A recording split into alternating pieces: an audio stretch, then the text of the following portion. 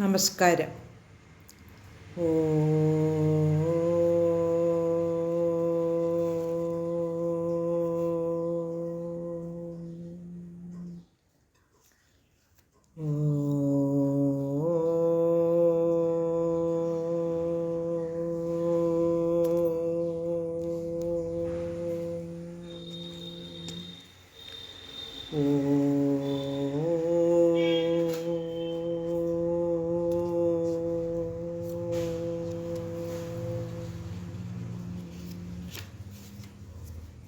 ശ്രീമദ് വാൽമീകി രാമായണം ധ്യാന ശ്ലോകങ്ങൾ. കുജനം രാമ രാമേതി മധുരം മധുരാക്ഷരം ആരുഹ്യ കവിതാശാഖാം വന്ദേ വാൽമീകി കോകിലം. രാമായ രാമഭദ്രായ രാമചന്ദ്രായ വേധസേ രഘുനാഥായ നാഥായ സീതായ പതയേ നമഃ. മനോജവം മാരുതതുല്യവേഗം ജിതേന്ദ്രിയം ബുദ്ധിമതാം വരിഷ്ടം വാതാത്മജം വാനരയൂഥമുഖ്യം ശ്രീരാമദൂതം ചരണം പ്രപദ്യേ. ശ്രീമദ് വാൽമീകി രാമായണം അയോധ്യാകാന്ഡം ഷഷ്ടിതമ സർഗഃ 66-ാം സർഗം. 66-ാം സർഗത്തിലെ 1 തുടങ്ങി 14 വരെയുള്ള ശ്ലോകങ്ങൾ വായിക്കാം. ഒന്നാമത്തെ ശ്ലോകം. തമഗ്നിമിവ സംശാന്തം അംബുഹീനമിവാർണവം ഗതപ്രഭമിവാദിത്യം സ്വർഗസ്ഥം പ്രേക്ഷ്യ ഭൂമിപം. കൗസല്യാബാഷ്പൂർണാക്ഷി വിവിധം ശോകകർഷിത ഉപഗൃഹ്യ ശിരോരാജ്ഞ കൈകേയീം പ്രത്യഭാഷത. സകാമാ ഭവ കൈകേയീ ഭുങ്ക്ഷ്വരാജ്യമകണ്ഠകം ത്യക്ത്വാ രാജാനമേകാഗ്ര നൃശംസേ ദുഷ്ടചാരിണീ. വിഹായ മാം ഗതോ രാമോ ഭർത്താ ച സ്വർഗതോ മമ വിപഥേ സാർത്ഥഹീനേവ നാഹം ജീവിതുമുത്സഹേ. ഭർത്താരം തു പരിത്യജ്യ കാ സ്ത്രീ ദൈവതമാത്മനഃ ഇച്ഛേജ്ജീവിതമന്യത്ര കൈകേയ്യാസ്ത്യക്തധർമ്മണഃ. ന ലുബ്ധോ ബുദ്ധ്യതേ ദോഷാൻ കിം പാകമിവ ഭക്ഷയൻ കുബ്ജാനിമിത്യം കൈകേയ്യ രാഘവാണാം കുലം ഹതം.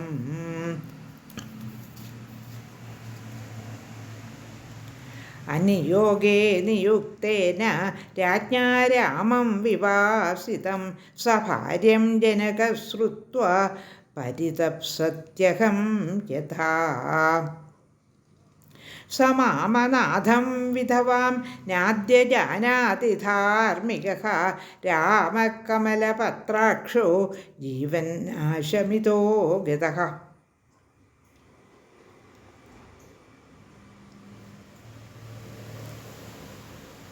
വിദേഹരാജസ്യ സുതാ തഥാ ചാരുതപസ്വിനി ദുഃഖസ്യാനുചിതാ ദുഃഖം വനേ പര്യുദ്വിജേഷ്യതി. നദതാം ഭീമഘോഷാണാം നിശാസു മൃഗപക്ഷിണാം നിശമ്യമാനാ സംത്രസ്ത രാഘവം സംശ്രയിഷ്യതി. വൃദ്ധ്യൈവാൽപപുത്രച്ഛ വൈദേഹീമനുചിന്തയൻ സോപി ശോകസമാവിഷ്ടോ നൂനം ദ്യക്ഷതി ജീവിതം.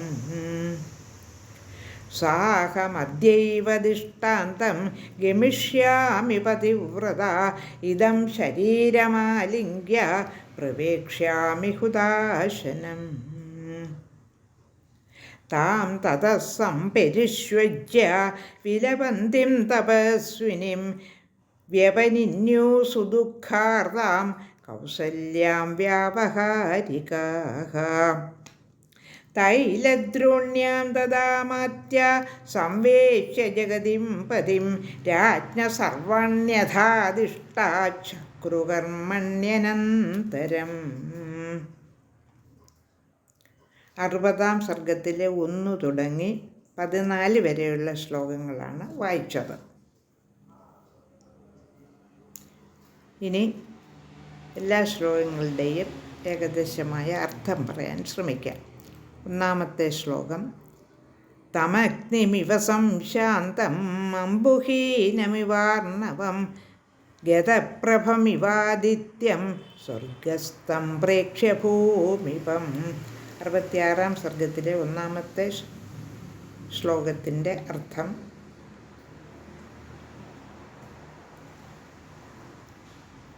ക്ഷമിക്കണം, 2-ാമത്തെ ശ്ലോകം കൂടെ ചൊല്ലി 1-ാമത്തെ ശ്ലോകത്തിൻ്റെ 2-ാമത്തെ ശ്ലോകത്തിൻ്റെ അർത്ഥം പറയാം. 1-ാമത്തെ തന്നെ പറഞ്ഞാൽ പൂർണ്ണത കിട്ടുകയില്ല. 1-ാമത്തെ ശ്ലോകം: തമഗ്നിമിവ സംശാന്തം അംബുഹീനമിവാർണവം ഗതപ്രഭമിവാദിത്യം സ്വർഗസ്ഥം പ്രേക്ഷ്യ ഭൂമിപം കൗസല്യാ ബാഷ്പപൂർണാക്ഷി വിവിധം ശോകകർഷിത ഉപഗ്രഹ്യ ശിരോരജ്ഞ കൈകേയീം പ്രത്യഭാഷത. 1-2 ശ്ലോകങ്ങളുടെ അർത്ഥം: കെട്ടുപോയ അഗ്നി പോലെയും പറ്റിയ കടൽ പോലെയും പ്രകാശമില്ലാത്ത ആദിത്യനെപ്പോലെയും സ്വർഗസ്ഥനായി കിടക്കുന്ന രാജാവിനെ കണ്ടിട്ട് നിറഞ്ഞ കണ്ണോടുകൂടിയ കൗസല്യ പല വിധത്തിൽ ദുഃഖാർത്തയായി രാജാവിൻ്റെ ശിരസ്സെടുത്തു മാറിൽ വെച്ച് കൈകേയിയോട് ഇപ്രകാരം പറഞ്ഞു. ശ്ലോകം 3: സകാമാ ഭവ കൈകേയീ ഭുങ്ക്ഷ്വരാജ്യമകണ്ഠകം ത്യക്ത്വാ രാജാനമേകാഗ്ര നൃശംസേ ദുഷ്ടചാരിണീ. കൈകേയി, നീ അഭീഷ്ടം നേടിയവളാകട്ടെ. ദുഷ്ടേ, കരുണയില്ലാത്തവളെ, രാജാവിനെ ഒഴിച്ചു കളഞ്ഞിട്ട് ഏകാഗ്ര മനസ്സായി നീ നിർബാധം നാട് വാണുകൊള്ളുക. ശ്ലോകം 4: വിഹായ മാം ഗതോ രാമോ ഭർത്താ ച സ്വർഗതോ മമ വിബധേ സാർത്ഥഹീനേവ നാഹം ജീവിതുമുത്സഹേ. ശ്ലോകം 4ൻ്റെ അർത്ഥം: രാമൻ എന്നെ വിട്ടിട്ടു പോയി, ഭർത്താവും സ്വർഗസ്ഥനായി തീർന്നു. ദുർഗമമായ വഴിയിൽ ഒറ്റപ്പെട്ട ഞാനിനി ജീവിക്കാൻ ഇച്ഛിക്കുന്നില്ല, ആഗ്രഹിക്കുന്നില്ല. ശ്ലോകം 5: ഭർത്താരം തു പരിത്യജ്യ കാ സ്ത്രീ ദൈവതമാത്മനഃ ഇച്ഛേ ജീവിതമന്യത്ര കൈകേയ്യാസ്ത്യക്തധർമ്മണഃ. ശ്ലോകം 5ൻ്റെ അർത്ഥം: ധർമ്മം ത്യജിച്ച കൈകേയിയല്ലാതെ ഏതൊരു സ്ത്രീയാണ് സ്വന്തം ദൈവമായ ഭർത്താവിനെ മരിക്കാൻ വിട്ടിട്ട് ജീവിച്ചിരിക്കാൻ ആഗ്രഹിക്കുക.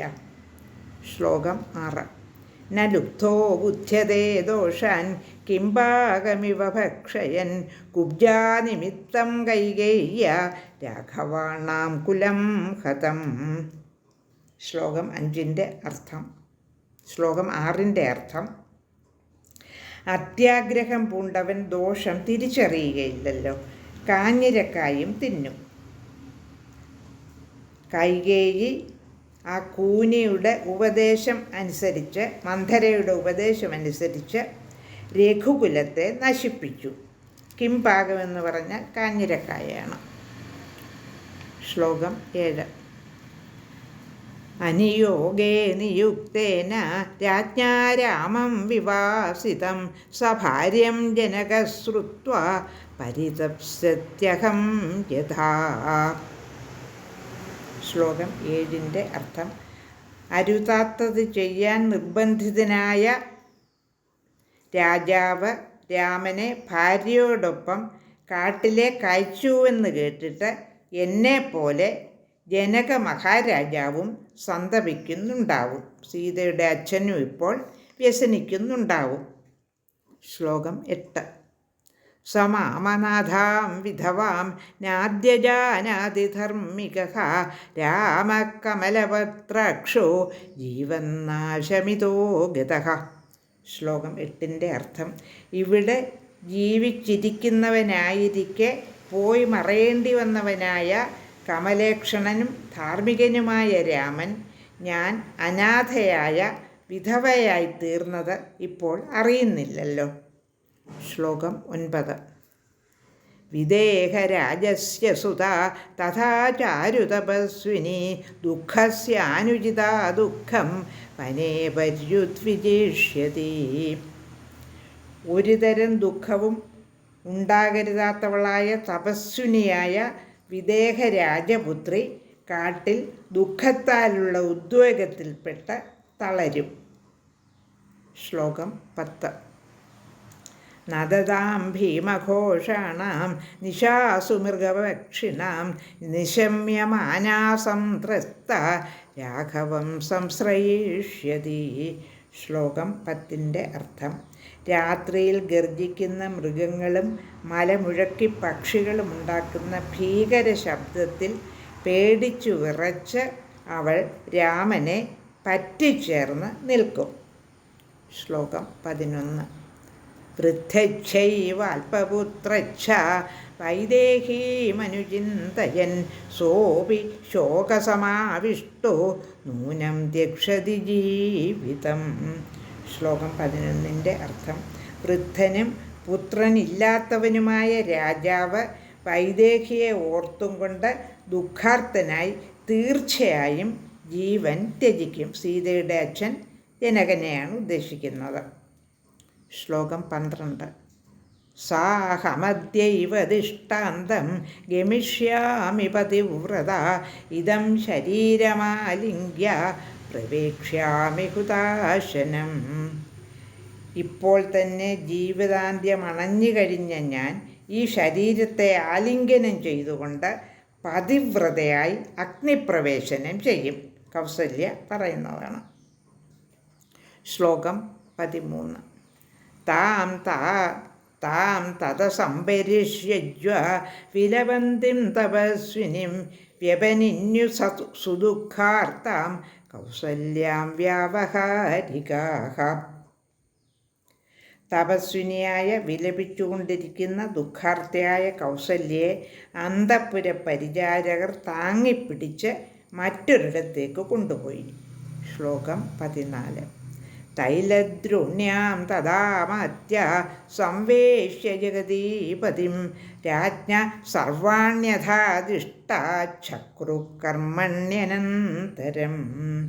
പിന്നെ ചുമതലപ്പെട്ടവരായ അമാത്യന്മാർ ജഗദീപതിയെ തൈലത്തോണിയിലെടുത്ത് കിടത്തി അനന്തര കർമ്മങ്ങൾ ചെയ്യാൻ തുടങ്ങുകയാണ്. ലോകാ സമസ്താ സുഖിനോ ഭവന്തു.